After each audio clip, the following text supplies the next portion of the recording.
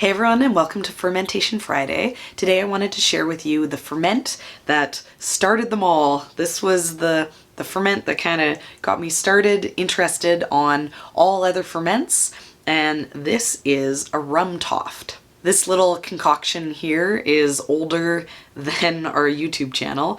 This was from the summer, and we had a bunch of really beautiful berries, and they were all ripe at the same time, and I was trying to find a new way to preserve them other than just the freezing that we normally do.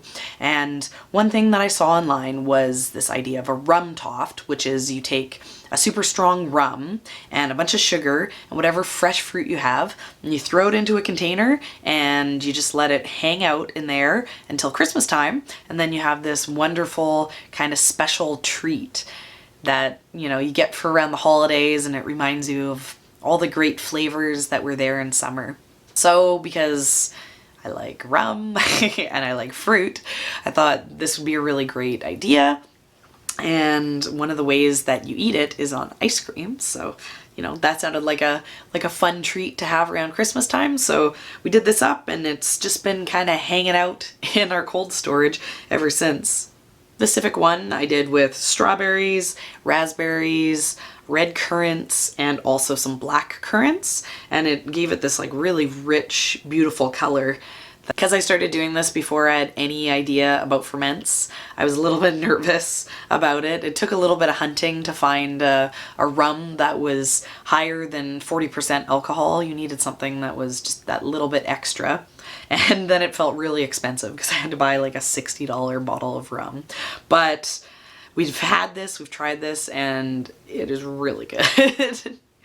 I'm planning on getting a much bigger jar and doing a bigger blend of fruit with it next year, because it's just a really fun way to preserve all those summer flavors, and then, you know, that flavored rum, it's super good. The berries isn't even the treat, it's just the berry sweetened rum that is what you really want here. You know, doing this, I was kind of nervous. I was like, oh, I'm gonna like take all these berries, I'm gonna throw them in this expensive rum, and then I'm gonna come to it in Christmas time, and it's gonna create this like horrible mold mess all throughout my cold storage. But it hasn't really done anything. Like, it's just hung out. You know, it obviously is a strong enough alcohol sugar concentration that, you know, there's nothing weird going on this one. This is probably the best ferment I've ever done. Obviously, at some point it had a little bit of action. You know, like what I've used to seal this in is I have like a teacup in a piece of plastic, like getting pushed down, and there is a little bit of air in there, but originally this was just pure liquid, and the jar's sticky, and the spot that it was in the cold storage is a little sticky, so at some point some of the liquid must have kind of poured out, and, you know, it is slightly open, and with it being the alcohol, I'm sure that there is some evaporation, and that's kind of why the air is getting in there. But, you know, this is a good 6 months that this thing's just been hanging out doing its thing, and I'm really happy. Like, I could see this being one of those ferments that like keeps for years and years. But, you know, it's alcohol. I mean, I guess alcohol keeps for years and years.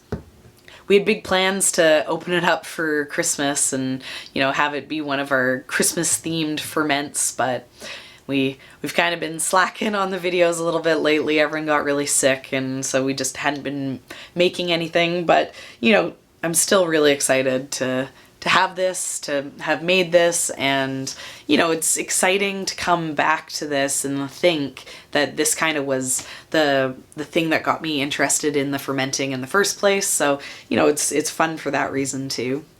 Still have lots of other ferments going on. I'm doing my best to try to perfect the apple cider vinegar, and I feel like I'm getting a bit better at it, so there should probably be a part 2 how to properly ferment apple cider vinegar video that I should make.